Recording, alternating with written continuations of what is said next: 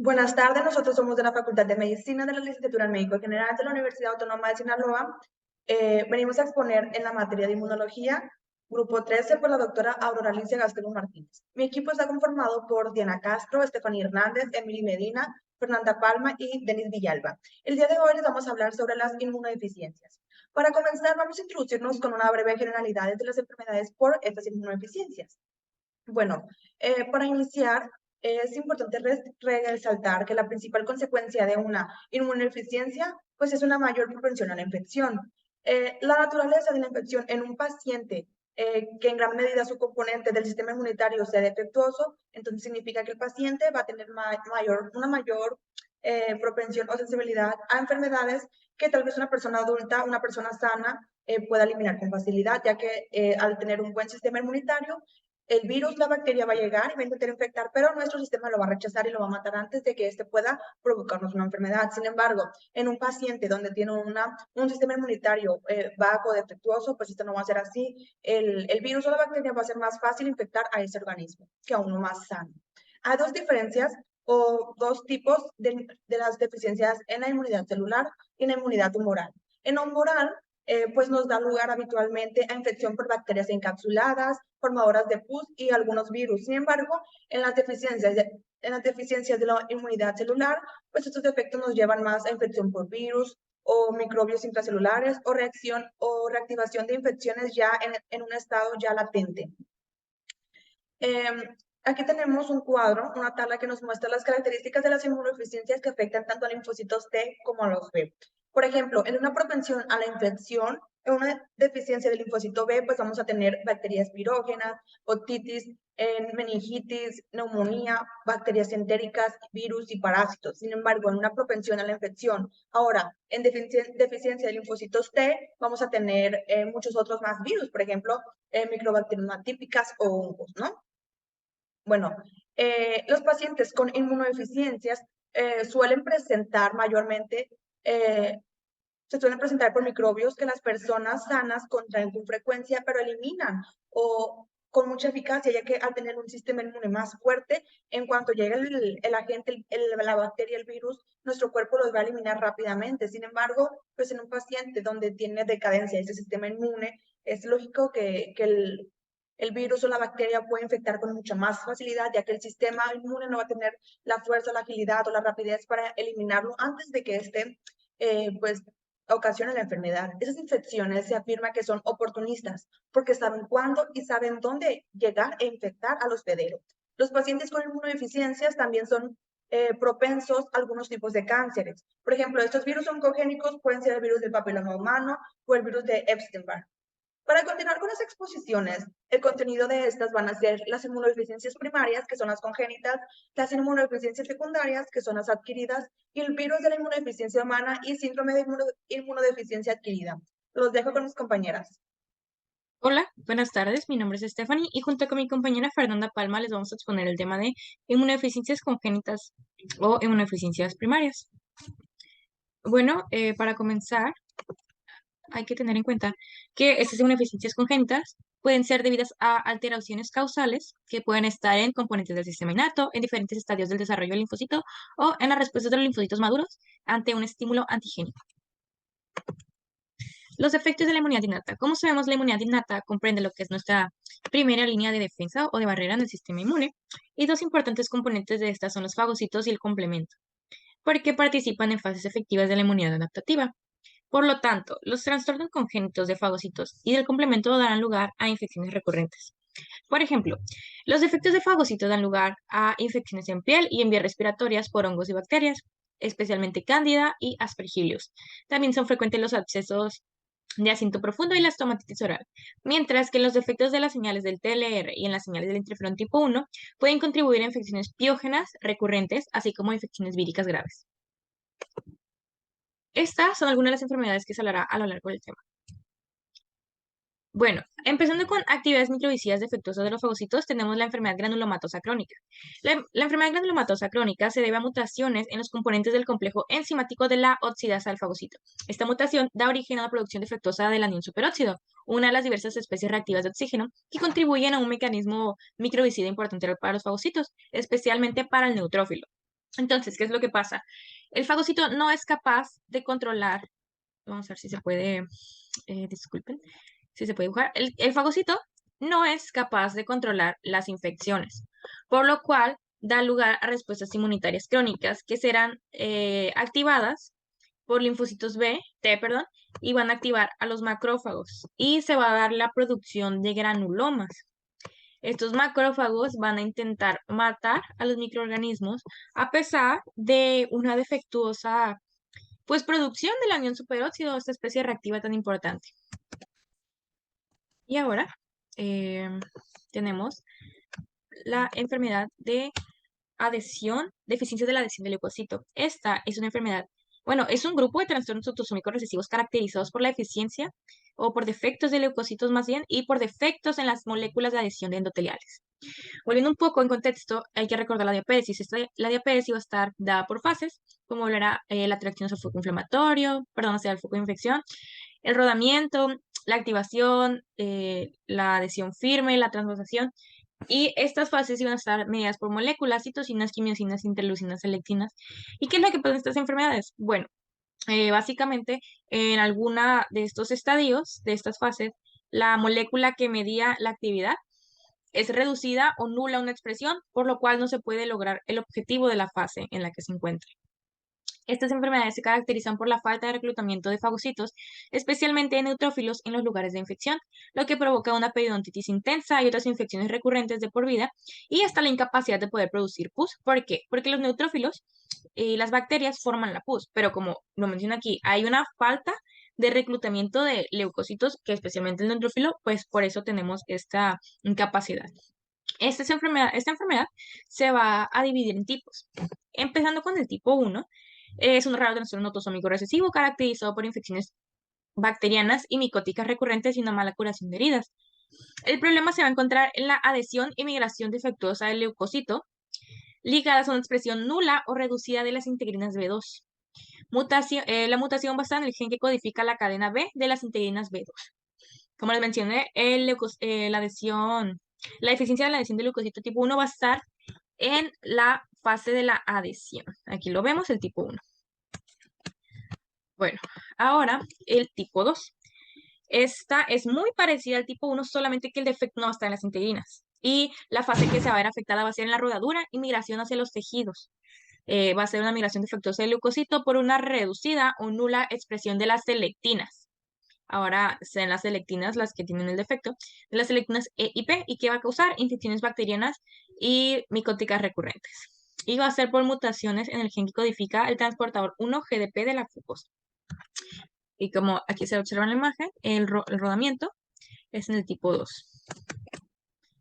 Y por último, el tipo 3, pues esta va a consistir en un defecto en la vía de señalización que media la activación de la integrina inducida por las quimiosinas que son necesarias para que los leucocitos se puedan adherir al endotelio. Y esta mutación va a estar en el gen que codifica KIT-LYN3. Y por último, pues la activación, donde que el leucocito se tiene que empezar a pegar al endotelio, pues aquí va a estar en control del problema. Bueno, ahora tenemos la enfermedad de defectos en linfocitos, natural killer y los fagocitos. Estas van a ser mutaciones autosómicas dominantes en el gen que codifica el factor de transcripción GATA2. La pérdida de la actividad del GATA2 va a producir una deficiencia de células natural killer, así como una reducción de, eh, de monocitos, de linfocitos B, de células dendríticas. ¿Esto por qué? Porque hay una reducción de poblaciones precursoras de médula ósea que va pues, a originar estos problemas. Y los pacientes por lo general acuden con infecciones graves por virus, especialmente familias del virus del herpes y del papiloma. Ahora tenemos el síndrome de Chiari-Hisashi. Este es un raro trastorno autosómico caracterizado por infecciones por bacterias biógenas, albinismo oculocutáneo parcial e infiltración de varios órganos por linfocitos no neoplásicos. Esta mutación afecta al sistema inmunitario debido a que provoca un defecto en la función fagocítica y la función del linfocito natural killer está alterado. Esto muy probablemente debido a una anomalía en los gránulos citoplasmáticos y la mutación se va a encontrar en LIST, que lleva un defecto en la exocitosis de gránulos secretores y en la función lisosómica. Tenemos defectos hereditarios de la vía del TLR, la transmisión de señales de factor nuclear y los interferones del tipo 1. Resulta que los defectos heredados en las respuestas dependientes del TLR son raros y solo se han detectado recientemente. Y las deficiencias funcionales van a estar en que hay infecciones recurrentes debido a las señales del TLR y del CD40 y va a haber una producción defectuosa del interferón del tipo 1. Las mutaciones van a estar en todos estos genes, el TLR3, en TRIF, TBK1, NEMO, UNC93B, en MYD88, LICBA e IRA4. Y van a afectar a la activación del factor nuclear kappa beta en sentido de los tres receptores del tipo TOL. Ahora tenemos defectos del desarrollo esplénico. El desarrollo esplénico puede fallar debido a un trastorno autosómico dominante llamado asplasia congénita aislada. En estos pacientes se han encontrado mutaciones heterocigóticas en el cambio de aminoácido en NBX2.5, que codifica una proteína implicada en la regulación de la transcripción del desarrollo esplénico. Los pacientes con asplenia congénita tienen infecciones graves por bacterias encapsuladas, especialmente el Streptococcus pneumoniae. Ahora, en otro apartado, tenemos inmunodeficiencias combinadas graves. Y estas se van a caracterizar o las podemos definir como las inmunodeficiencias que afectan la inmunidad humoral y celular, se les denomina inmunodeficiencias combinadas graves. Estas se deben a una alteración en el desarrollo del linfocito T con o sin defectos en la maduración del linfocito B. La manifestación clínica de las inmunodeficiencias combinadas graves son dominadas por las infecciones graves que pueden poner perdón, en riesgo la vida del paciente. Estas infecciones abarcan la neumonía, meningitis y la bacteriemia diseminada. Un dato curioso es que los niños con insuficiencia combinada grave les es muy peligroso la administración de vacunas vivas atenuadas como son rotavirus, la SRP, varicela. ¿Por qué? Porque surge una reacción que en un niño normal, con un sistema inmune normal, no debería suceder. El síndrome de George es la ausencia completa o parcial del desarrollo primódico tímico y glándulas parótides que provoca una eficiencia del linfocito T por la eliminación del gen TBX1. Los pacientes son propensos a infecciones micobacterianas por virus y por hongos. Esto puede corregirse mediante trasplante del timo fetal o trasplante de médula ósea.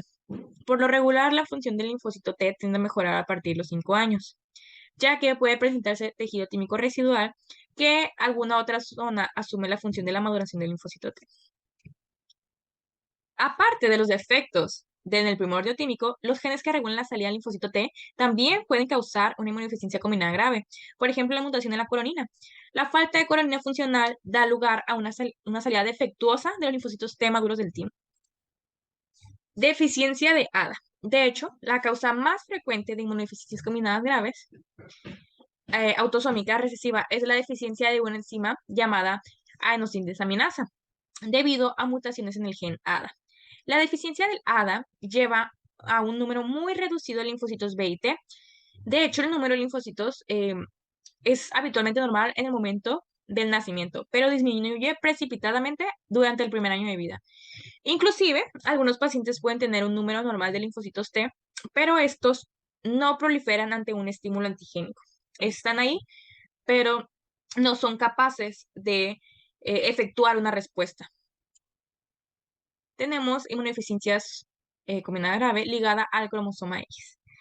Esta se debe a mutaciones en el gen que codifica la cadena gamma y en común compartidas por los receptores para las interleucinas 2, 4, 7, 9 y 15. La enfermedad se caracteriza por una alteración en la maduración de los linfocitos T y de los linfocitos natural killer, así como un número muy reducido de estas células maduras. Pero, hay un pero, el número de linfocitos B es normal o hasta incluso elevado. La inmunodeficiencia humoral en esta enfermedad se debe por la falta de ayuda de los linfocitos T en la producción de anticuerpos. Mutaciones autosómicas recesivas en los componentes de transmisores de las señales citosómicas. Algunos pacientes con una enfermedad clínicamente idéntica a la inmunodeficiencia combinada grave ligada al cromosoma X muestran una herencia autosómica recesiva. Estos pacientes tienen mutaciones en la cadena del receptor de la interleucina 7 o de la sinasa JAK3, que se asocia a la cadena gamma y es necesaria para que el receptor transmita señales. Lo que pasa es que en estos pacientes hay mutaciones en el gen que codifica la cadena de la interleucina 7. Y esto va a desencadenar un defecto en el desarrollo de linfocitos T.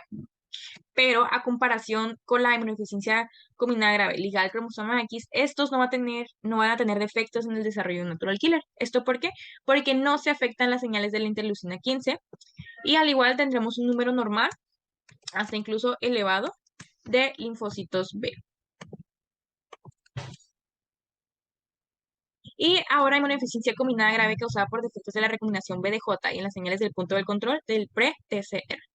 La falta de recombinación del BDJ lleva a que no se expresen el receptor del prelinfocito T ni el receptor del prelinfocito B y a un bloqueo del desarrollo de linfocitos T y B.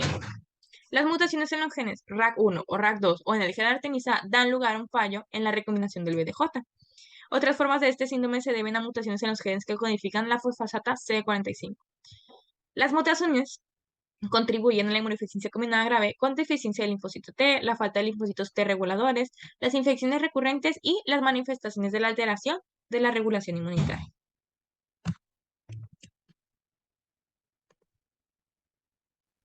Buen día, yo soy Fernanda Palma y les voy a continuar hablando sobre las inmunodeficiencias primarias. Tenemos al síndrome del linfocito desnudo, también conocido como la deficiencia en el complejo mayor de histocompatibilidad tipo 2, donde los pacientes van a expresar poco o nada de HLA. Este se va a dar por las mutaciones en los genes que regulan la transcripción del MHC2, que sabemos bien que está relacionado con los linfocitos CD4. Por lo tanto, sus valores se van a encontrar reducidos y van a tener una activación defectuosa, mientras que los linfocitos CD8 se van a encontrar en sus valores normales o simplemente levemente reducidos. Este síndrome va a aparecer en los primeros años de vida y es habitualmente mortal, por lo que se va a requerir un trasplante de célula troncal hematopoyética. En caso de que se presenten o no se expresen moléculas de MHC1, se den las mutaciones de los TAP1 y los TAP2. El trabajo de los TAP es transportar los péptidos desde la célula hasta el retículo para que se produzca el MHC1. Los pacientes con este síndrome van a sufrir lesiones cutáneas granulomatosas, necrosantes e infecciones bacterianas, pero no infecciones víricas. Siguiente tenemos a la agamaglobulinemia de Barton, que sabe ver a mutaciones o limitaciones o eliminaciones en el gen que codifica la tirosina sinosa de Barton. La tirosina sinosa de Barton, si se encuentra y funciona correctamente, va a dar la supervivencia y diferenciación de los linfocitos B, prelinfocitos B. Pero si no se encuentra o no funciona correctamente, los linfocitos no van a madurar más allá del prelinfocito B en la médula ósea. Cabe mencionar que esta es una de las inmunodeficiencias congénitas más frecuentes y es el prototipo de fallo en la maduración del linfocito B. Después tenemos las deficiencias selectivas de isotipo de inmunoglobulina, donde la más frecuente es la inmunoglobulina A, que es la inmunodeficiencia primaria más frecuente en Norteamérica y Europa. Tiene diferentes manifestaciones clínicas, ya que algunas personas no presentan síntomas, pero algunos de los síntomas que se pueden presentar son infecciones respiratorias, diarreas ocasionales y raramente infecciones que provoquen lesiones permanentes intestinales y respiratorias. Después tenemos a las deficiencias selectivas de isotipo de inmunoglobulina, donde están las de subclases de inmunoglobulina G, donde las concentraciones de IgG van a ser normales, pero algunas de sus subclases pueden estar debajo de lo normal. Esto va a afectar la deficiencia más común, es la de IgG3, que es más frecuente en adultos. Luego tenemos la deficiencia de IgG2, que es la más frecuente en los niños. Algunos pacientes pueden sufrir infecciones bacterianas recurrentes, pero algunos no presentan ningún problema clínico. Después tenemos a la inmunodeficiencia variable común, que es un grupo de trastornos por una baja concentración de inmunoglobulinas en el suero. Y se da por alteraciones en las respuestas de anticuerpos a la infección y las vacunas y un aumento de la incidencia de infecciones. Se puede asociar a Haemophilus influenzae, que es la influenza, y al S. pneumoniae. Algunas otras enfermedades autoinmunes pueden ser la anemia perniciosa, anemia hemolítica, enfermedad inflamatoria intestinal y la artritis reumatoide. Esta es la inmunodeficiencia más frecuente en los adolescentes y adultos jóvenes. Después tenemos a los defectos en la activación de linfocitos B, que es un trastorno asociado a un defecto en el cambio de linfocito B a inmunoglobulinas G y A. Aquí tenemos que los IgG e IgA se van a encontrar reducidos, pero la IgM va a ser la principal en sangre. Esta se va a deber a las mutaciones en el gen que codifica a la molécula ligando al CD4. Después tenemos al síndrome de hiperglobulinemia E, también conocido como síndrome de Hope, que este va a constituir un grupo de síndromes que son eczema, eosinofilia, infecciones pulmonares recidivantes, abscesos cutáneos, y esto se va a dar por efectos de transcripción de señales del STAT3, que el STAT3 va a abarcar lo que son interleucina 6, 10, 17, 21 y 22. Después tenemos a la enfermedad proliferativa ligada al cromosoma X, que se caracteriza porque no son capaces de eliminar al VEV. Al VEV es el virus de Epstein-Barr. Por lo tanto, Se debe a las mutaciones del gen que codifica a la SAP, proteína asociada a SLAM. Si la SAP se encuentra defectuosa, se va a disminuir la activación de células linfoides, que son linfocitos T, linfocitos B y natural killer. Luego está la función defectuosa de linfocitos CLT y natural killer, donde estas no pueden matar a las células infectadas, por lo tanto no se van a controlar las infecciones víricas. Y como método de compensación se va a tener una activación excesiva del macrófago, causando el síndrome de activación del macrófago. Esta va a generar hematofagocitosis, donde el macrófago va a fagocitar al eritrocito. También tenemos el síndrome por inmunodeficiencia ligada al cromosoma X, que hay defectos en la función de las natural killer y las CLT y contribuyen a la linfopenia. Los pacientes tienen infecciones replicantes del virus de Epstein-Barr, infecciones bacterianas y linfomas. Luego está la ataxia telangiectasia, que se caracteriza, como su nombre lo dice, ataxia, que es la marcha irregular, y malformaciones vasculares, que es la telangiectasia. También puede haber deficiencias neurológicas, mayor incidencia de tumores e inmunodeficiencias. Tenemos que la ataxia telangiectasia mutada contribuye a la estabilidad del ADN en el curso de recombinación para el cambio de clase de inmunoglobulinas. Después tenemos el síndrome de Wiskott-Aldrich. Se caracteriza por eczema, trombocitopenia y son propensos a las infecciones bacterianas. Y la activación defectuosa del linfocito T, donde la activación defectuosa del linfocito T y del linfocito B da incapacidad de producir anticuerpos. Los abordajes terapéuticos para las inmunodeficiencias primarias tienen dos objetivos: minimizar y controlar las infecciones y reemplazar los componentes defectuosos o ausentes del sistema inmunitario. Aquí el tratamiento en la actualidad es trasplante de células troncales hematopoyéticas, pero también puede haber la administración pasiva con mezclas de gamma globulinas o reemplazar el gen defectuoso en las células troncales que se autorrenuevan.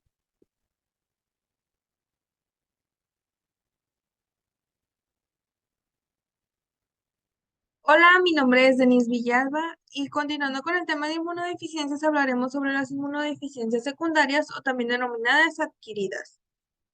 Estas inmunodeficiencias van a tener lugar cuando existen defectos de uno o más componentes del sistema inmunitario. Estas no son hereditarias y se adquieren a lo largo de nuestra vida. Aparecen como consecuencia de una malnutrición, un cáncer diseminado, un tratamiento de farmacológicos, inmunosupresores, también denominado inmunodeficiencia aitrogénica, así como la infección de células del sistema inmunitario, por ejemplo, las infecciones por VIH. La malnutrición puede ser proteico-calórica y es muy frecuente que las inmunodeficiencias de este tipo estén ligadas en países de rentas bajas, así como a la producción de alteraciones tanto de la inmunidad celular como la inmunidad humoral. Esta va a ser causada por un consumo deficiente de proteínas, grasas, vitaminas y minerales, incluyendo el agua.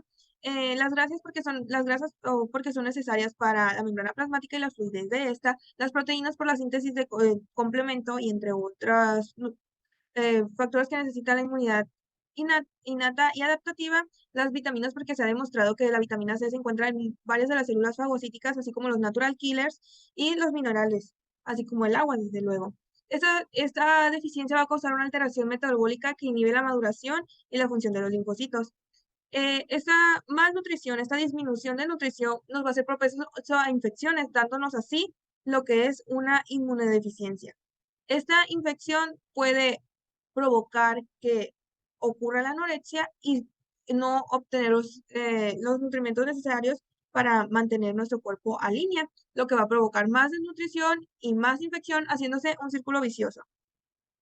Ahora hablemos continuar con el tema de malnutrición, hablemos sobre las necesidades de sintetizar nuevas moléculas para poder generar estas respuestas inmunitarias y el fenómeno de división y diferenciación celular de expansión clonal que ocurre cuando se activa el sistema adaptativo y ocurre la comunicación entre todas las células de la inmunidad, tanto innatas como adaptativas, y esto se ve dificultado por la deficiencia proteico-calórica, así como de hidratos de carbono, que vendrían siendo las calorías que son necesarias para obtener energía, y las proteínas para sintetizar nuevas citocinas, inmunoglobulinas necesarias para la mediación y la comunicación de las células del sistema inmunitario.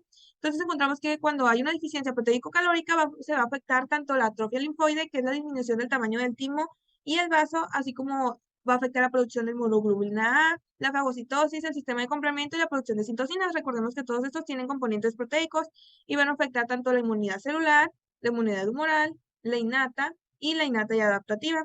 Y la deficiencia de hidratos de carbono, esto va a provocar que la producción de inmunoglobulinas, que son proteínas glucosiladas, y también factores de complemento, que son proteínas glucosiladas, no se van a sintetizar adecuadamente y no se va a poder llevar a cabo esta comunicación que forman o estos mecanismos de acción para eliminar estos patógenos. Esta será dada por, va, va a ocasionar una afección en el sistema inmunitario innato y adaptativo. Otra de las enfermedades que nos predisponen a inmunodeficiencias es el cáncer generalizado o avanzado. Este va a ocurrir que los pacientes van a ser proclives a infecciones por microorganismos, es decir, van a ser más susceptibles a ellas. Y estas alteraciones de la inmunidad celular y humoral, esta inmunodeficiencia va a estar causada por una metástasis neoplásicas y las leucemias que afectan a la médula ósea. Esto va a provocar que exista una menor cantidad de sitio para el desarrollo de linfocitos o va a ocurrir menos la hematopoiesis, la cual es importante para la relación de las células sanguíneas, tanto serie roja, serie blanca. Estos tumores pueden producir sustancias que interfieren en el desarrollo, como ciertas interleucinas que eviten la proliferación o el crecimiento de células necesarias para la defensa, es decir, para nuestro sistema inmunitario. Aquí podemos observar en la imagen cómo una célula hematopoyética ocurre una mutación, se forma una célula madre leucémica, formando así un tumor primario. Este tumor primario, existen diferentes tratamientos para tratarla. Como más adelante hablaremos sobre las inmunodeficiencias adquiridas por esos tratamientos, pero al momento de crecer estos tumores o estas células, van a ocurrir que los sitios tanto de hígado, vaso y médula ósea disminuyen, así afectando la función de estos órganos tanto en el sistema inmunitario, tanto como las demás funciones que tienen independientes de este. Ahora hablemos de unas infecciones que conducen a la inmunosupresión. Resulta que la inmunosupresión también puede estar dada por ciertas infecciones de virus, como son el virus del sarampión. Estos virus van a deteriorar la respuesta inmunitaria infectando a los linfocitos T, mientras que los virus linfotrópico T humano 1 es un retrovirus de tropismo que tiene una afinidad por los linfocitos TCD4. Estos van a formar linfocitos TCD4 con neoplasias malignas y provocar leucemias y linfoma de linfocitos T del adulto. Y desde luego el virus más conocido como las inmunodeficiencias es el virus de inmunodeficiencia humana, el cual su principal mecanismo de acción es la pérdida de linfocitos TCD4. ¿Y por qué la pérdida? Porque este va a tener una afinidad o un gran amor por infectar a las células TCD4. Como aquí podemos observar, el virus llega, se une al CD4 del linfocito y es ahí cuando puede ocurrir su mecanismo de insertar o inyectar su material genético o introducirse a la célula que vendrá siendo el linfocito TCD4 activado. También podemos hablar sobre las infecciones oportunistas. Estas están dadas principalmente cuando existe una inmunodeficiencia intensa. Esto va a provocar que ocurra una alergia frente al antígeno y no va a ocurrir adecuadamente lo que es la presentación del antígeno, que vendría siendo la sinapsis inmunológica. Cuando esta no ocurre adecuadamente, vamos a darle pie o le vamos a dar entrada a ciertas infecciones como son de bacterias, micobacterium tuberculosis, hongos, parásitos y plasmidium, que puede dar paludismo. Al igual que hablemos sobre la inmunosupresión introgénica, esta está dada principalmente en países de rentas altas, como hemos mencionado que la malnutrición estaba dada en países de rentas bajas. Esta está dada en rentas altas porque son medicamentos para tratamientos de enfermedades autoinmunes, así como tipos de cáncer.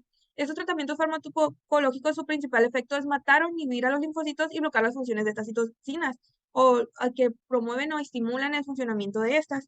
Estos medicamentos pueden ser corticoides, pueden ser inhibidores de calcineurina y así como anticuerpos anticitocinas. Estos medicamentos van a causar una inmunosupresión, ya sea por trasplantes o enfermedades autoinmunes. Estos se utilizan para esto. Estos medicamentos se utilizan para cuando ocurre un trasplante o hay una enfermedad autoinmune y así evitar que nuestro sistema inmunológico ataque nuestro propio organismo. Este mecanismo provoca una menor activación de linfocitos, bloqueo de citocinas, alteración del tráfico de leucocitos. Un ejemplo de estos son los inhibidores de calcineurina. Bueno, ¿este es dónde actúa o cuál es su mecanismo de acción? Cuando ocurre la sinapsis inmunológica, cuando está la presentación de antígeno, la célula presentadora de antígeno llega al linfocito T, cuando esto ocurre, él suelta el segundo mensajero. Es llevado a cabo un segundo mensajero que es enviado al núcleo para que sea la expresión de genes. Cuando ocurre esto, la calcineurina, esta tiene un papel importante para que se lleve a cabo esta señalización del segundo mensajero. Y al momento de que se inhiba, no se va a poder expresar la información genética. Un ejemplo de esto, y es muy importante, es la expresión de la interleucina 2. Cuando no ocurra esta expresión de interleucina 2, no se va a poder llevar a cabo la comunicación correcta de los linfocitos TCD4, es decir, no va a poder relacionarse con los linfocitos TCD8, no van a poder activar a los helper, no van a poder no van a poder activar los linfocitos B para que se conviertan en células plasmáticas. ¿Por qué? Porque no va a tener los mediadores necesarios para ello debido a este medicamento que causa su limitación. Va a limitar su capacidad de acción ante el sistema inmunitario. Al igual que habíamos mencionado que estas inmunodeficiencias androgénicas también pueden causar por los medicamentos utilizados para el cáncer, como la irradiación, las quimioterapias, y este mecanismo es la reducción de precursores linfáticos en la médula ósea, que afectan tanto la inmunidad humoral y la celular, incluso la neutropenia.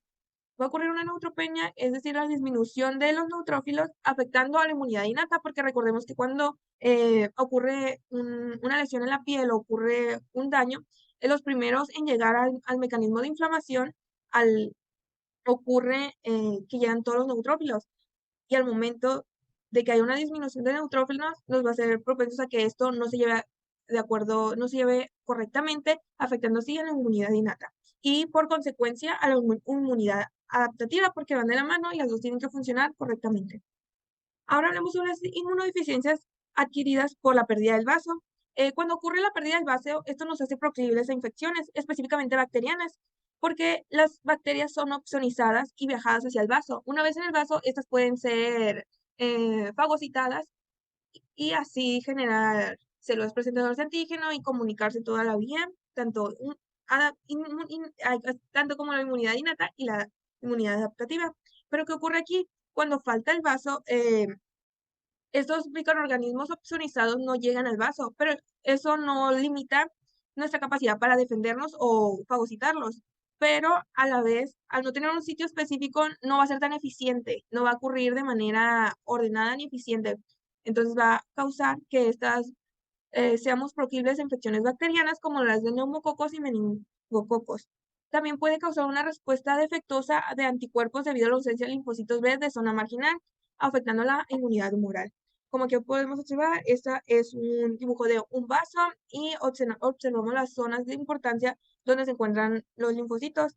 En la zona marginal se encuentran una gran variedad de linfocitos B, los cuales van a tener la capacidad de generar anticuerpos, y al momento de no tener el vaso en bien sí vamos a poder generar anticuerpos, pero no de una manera tan eficiente como la que nos brinda este órgano secundario, que es el vaso. Entonces, la causa principal de esta inmunodeficiencia es la pérdida del vaso debido a un traumatismo, una anemia falciforme o una cirugía. También lo que habíamos mencionado, ocurre que se reduce la capacidad de fagocitar las bacterias que son transportadas en sangre y nos hace proclives a estas infecciones. Y esto sería todo por mi parte. Muchas gracias. Hola, mi nombre es Emily y les voy a presentar el tema de virus de la inmunodeficiencia humana y síndrome de la inmunodeficiencia adquirida, también llamado SIDA y VIH. Bueno, el síndrome de la inmunodeficiencia adquirida es una enfermedad causada por el VIH. Las características de esta enfermedad son la inmunodepresión profunda, que pues como el cuerpo está inmunodeprimido, es muy, se presta para las infecciones oportunistas.